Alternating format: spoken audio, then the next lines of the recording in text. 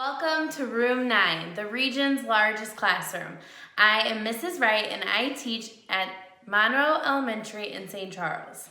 Today I will be teaching a reading lesson meant for second graders, but as always, everyone is welcome to learn with us. I am very happy to be back this week. I don't know about you, but it's like the first week of December and I can feel Christmas coming. Anybody else celebrate Christmas? My family celebrates Christmas. I know some other people might celebrate different holidays like Kwanzaa or Hanukkah. So if you are getting ready to celebrate the holidays with your family, I hope that you are going to have the best time because I am super excited. I love Christmas time. My house has been decorated for a while for Christmas. That would be Mr. Wright's fault. I try and wait till after Thanksgiving, but that did not happen this year, and that's okay. So, as you can see, I don't know about you, I'm feeling a little tired lately. This school year has been a lot. My hair has been on top of my head a lot more. My glasses have been on a lot more. I mean, I'm just feeling like we've worked a lot this school year. Don't you think? I think so too. So I just want you to know that your teachers, including me at Teaching in Room 9, are so proud of you. This year has been like nothing we've ever experienced, and you are working so hard. So keep up the good work, especially as we're about to head into winter break. We kind of tend to get really excited about winter break and maybe have like a hard time focusing on all the important things we need to do at school. So don't forget to still be the best student you can be, all right? I am ready to get going this week. We are going to be working on author's purpose. So let's read our objective. It says, I will be able to analyze the author's purpose in fiction and nonfiction. So you're probably wondering, what is author's purpose, lady? What are you talking about?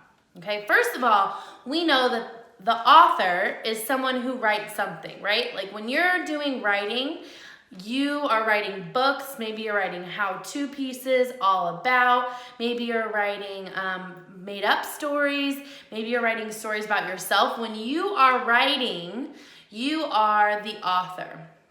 When we read a book, we are reading something that was written by an author. Okay, so the author and you, when you're writing, always have a purpose behind your writing.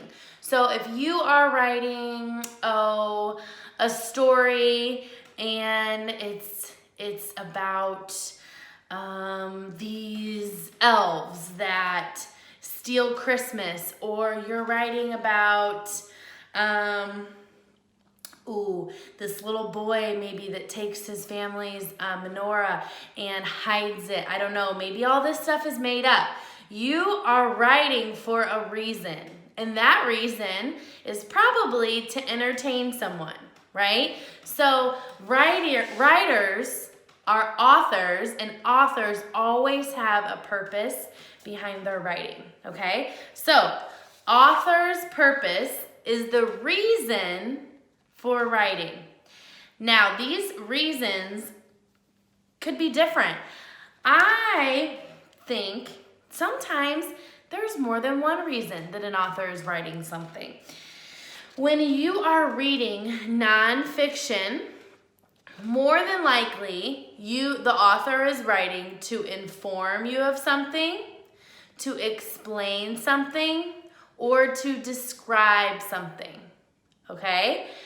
If you are reading fiction, more than likely, the author's reason for writing is to inform you, to persuade you, or to entertain you. And you're probably wondering what all of those things mean, right? Well, don't worry, I'm gonna teach you. But before I teach you, let's do a little stretching. How does that sound? I am gonna hang this right here so we can remember all these wonderful things. And let's go ahead and get ourselves regulated into the green zone.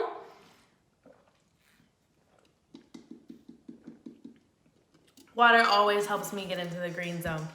What about you? What helps you get into the green zone? Yeah, okay. Let's do some chair push-ups. Are you ready? Okay, here's what you do. You take the chair you're sitting on and you pull up on the bottom of the chair.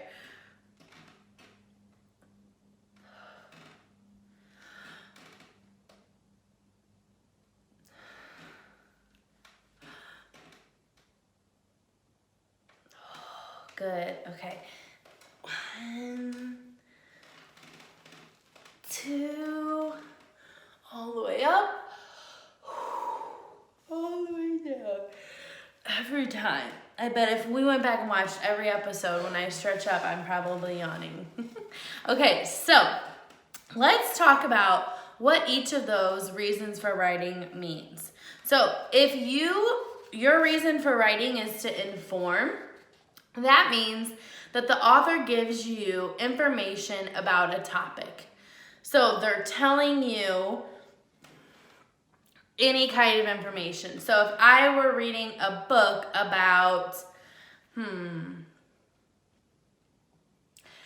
how to fly a kite, the information would be about flying a kite.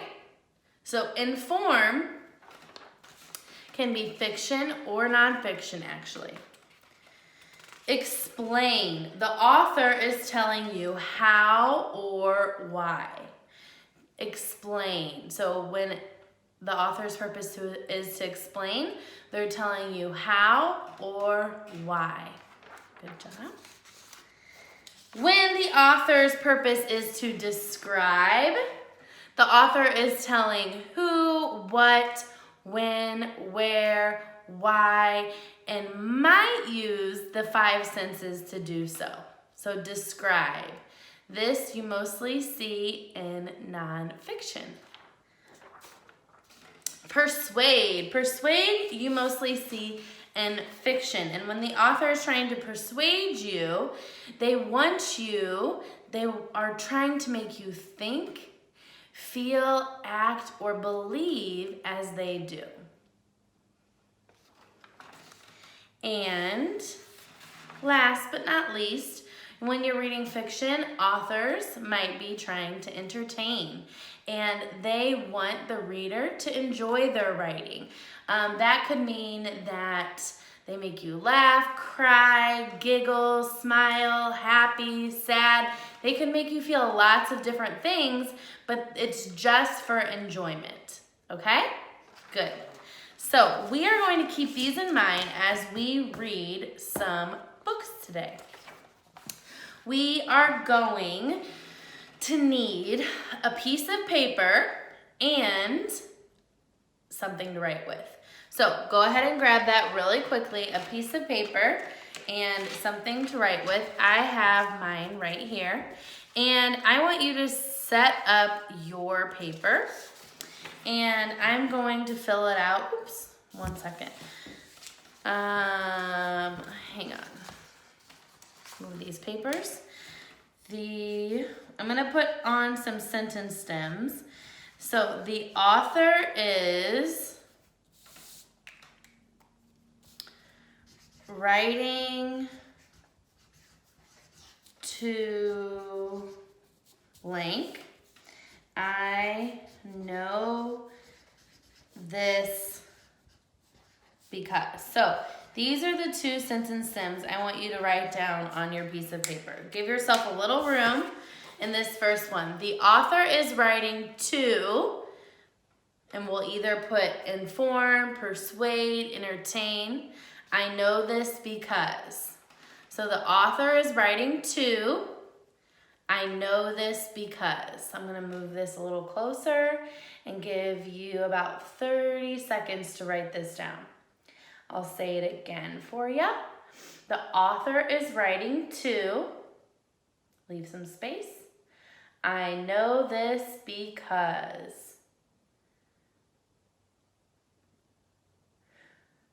Good job, my friends. Okay, we are going to fill this out as we read. And we are going to start with a book today called A Place for Butterflies. And this is being read with permission from Peachtree Publishing. So A Place for Butterflies, written by Melissa Stewart. And on the back, there's a blurb. It says, butterflies have lived on the earth for around 140 million years. Find out what we can do to make sure that there is always a place for butterflies. And it says, did you know some butterfly caterpillars thrive in burned forest land? Some butterflies would not survive without dwarf mistletoe. And some butterflies now flourish under power lines. Okay. Let's keep going. A Place for Butterflies by Melissa Stewart. Butterflies fill our world with beauty and grace. But sometimes people do things that make it hard for them to live and grow.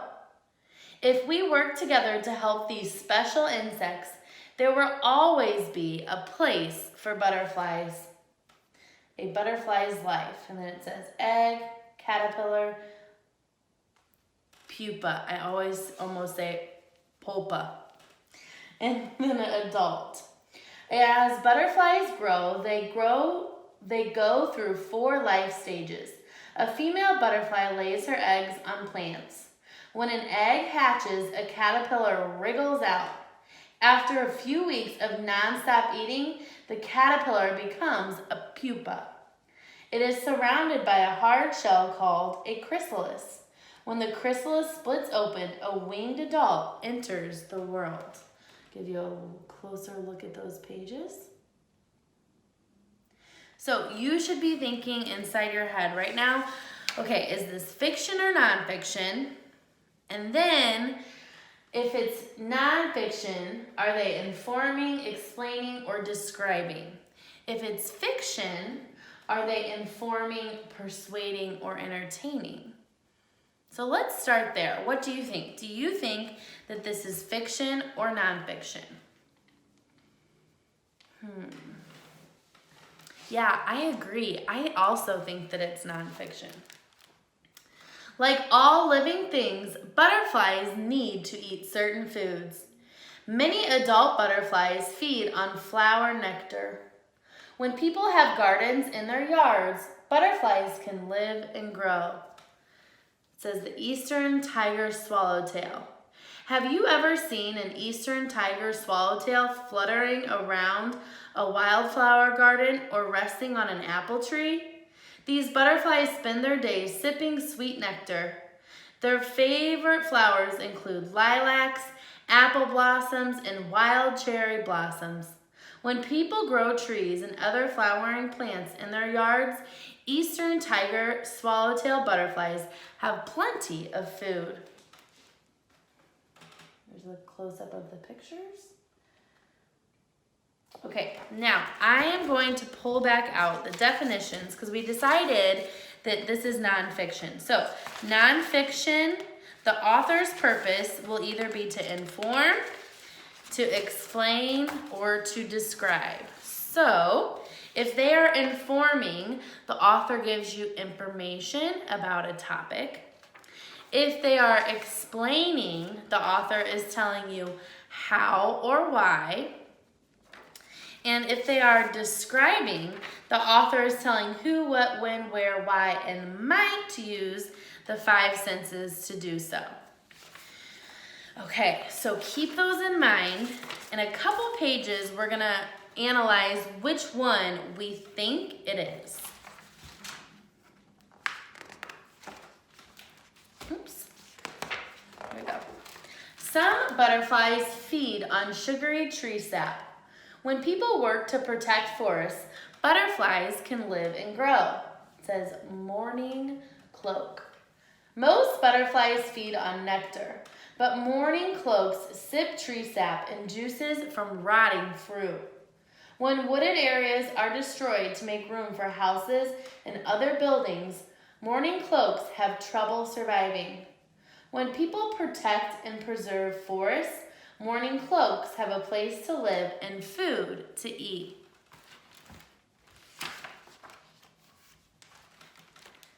Many caterpillars eat only one kind of plant. Some caterpillars depend on plants that grow on burned land. When people let some natural wildfires burn, butterflies can live and grow. A wildfire is where like a lot of the forest or I don't know what I'm thinking of, have caught on fire. Sometimes they are natural, but then sometimes they're not natural. You probably hear about the ones on the news. California is often on the news for wildfires that kind of get out of control sometimes. And it can be very devastating to the whole community. Nar blue. We think of fires, tornadoes, and hurricanes as dangerous and destructive, but nar blue caterpillars depend on these kinds of natural disasters. The caterpillars will only eat wild lupine, a plant that needs plenty of sunlight. Wild lupine grows best in places where all the other plants have been burned away or knocked over. When wild lupine has places to grow, nar blue caterpillars can find plenty of food. Okay, keep going. Remember, this is what you're keeping in mind. We're going to fill this out. The author is writing blank. I know this because. So the author is either writing to inform, describe, or explain. So let's start to kind of maybe think about this. Inform. The author gives you information about a topic. Definitely we're getting information about butterflies, so I think that this one is a possibility. Explain. The author is telling you how or why. How or why.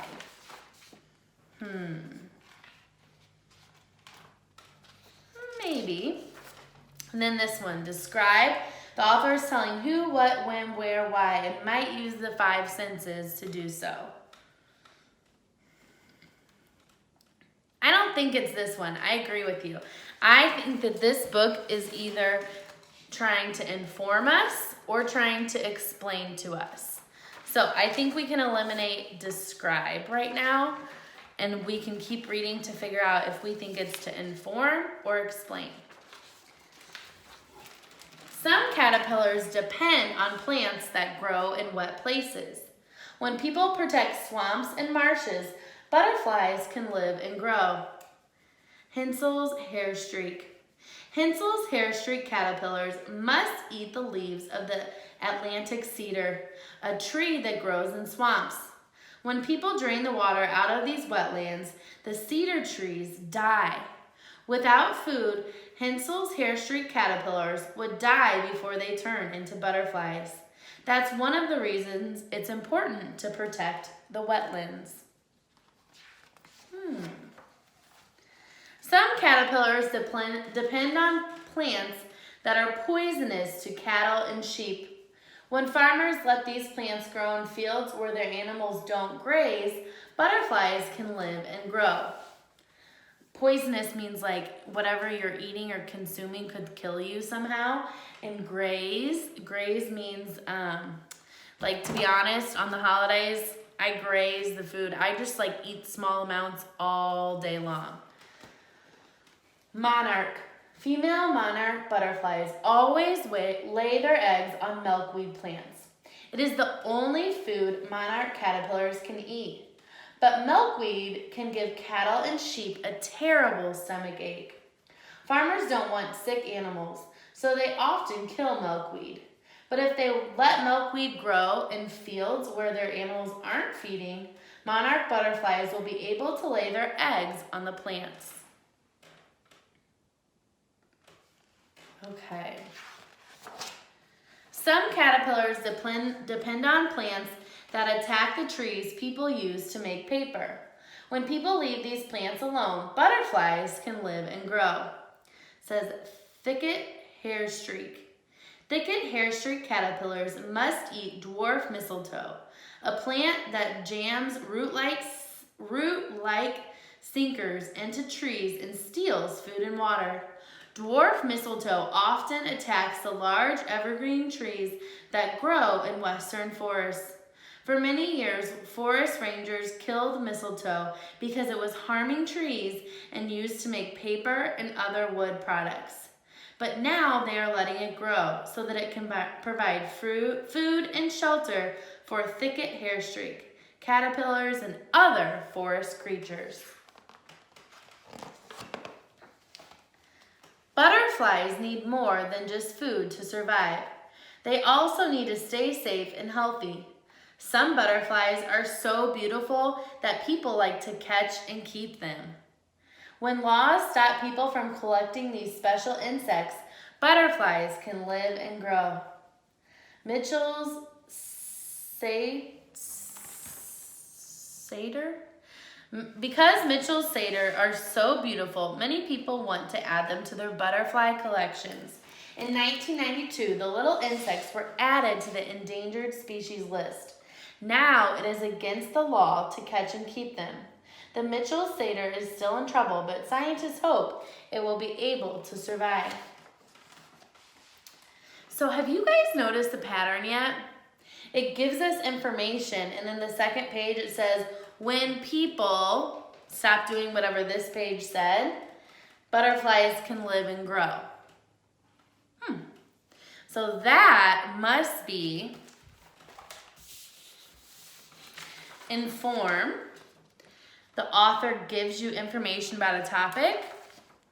Explain. The author is telling you how or why. I kind of feel like because of that line, when people stop, blah, butterflies can live and grow. When people stop, butterflies can live and grow. It kind of feels like both of these, right? We're getting a lot of information, but the author is explaining exactly when people do this, or stop doing this, butterflies can live and grow.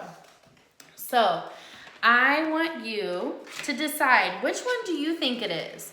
Do you think it's the author is trying to explain, telling you why or how? Or do you think the author is trying to inform, give you information about a topic? Which one do you think? Go ahead and grab your paper and fill it out. I always wish I had little music right here. Do, do, do, do, do, do,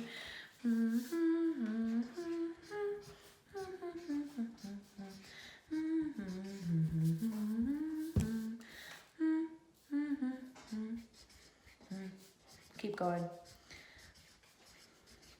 So I'm using these sentence stems to help me. I know this because the author, so I think the author is trying to explain because he's telling us how and why.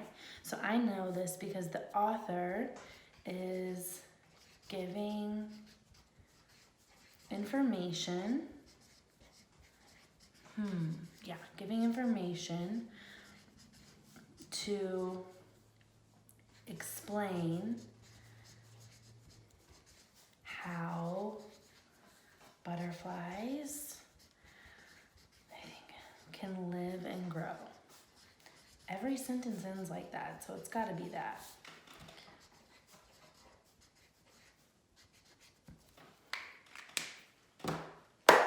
Okay. All right, readers,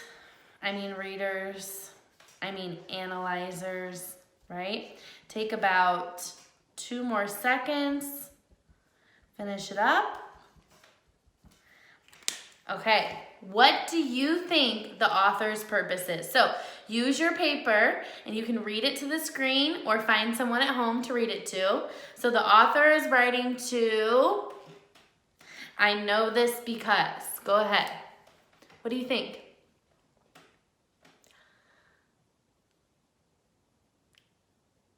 Nice. I love how you used the evidence from the book, that you're supporting what your thinking is, you're analyzing our objective for today, what the author's purpose is. Good. This is what I think. I said, the author is writing to explain.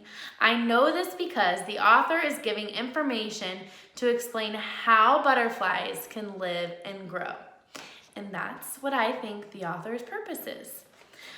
Okay, you know what? We have about 1 more minute. We're not going to be able to finish this whole book, but I really wanted to read this next couple of pages, okay? Okay, now I think this one is very interesting right here. Some butterflies have trouble surviving when new plants invade the areas where they live.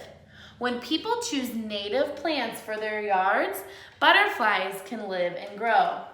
Oregon silverspot.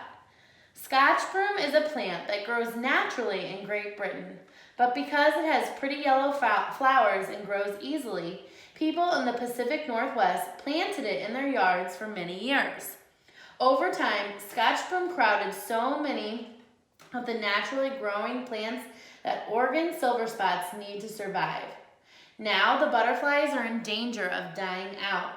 But if people replace the Scotch broom with plants native to the area, Oregon silverspots may have a fighting chance. Okay, friends, I really appreciate all the hard work you did today analyzing the author's purpose, and I will see you right back here tomorrow to do a little more work. Bye.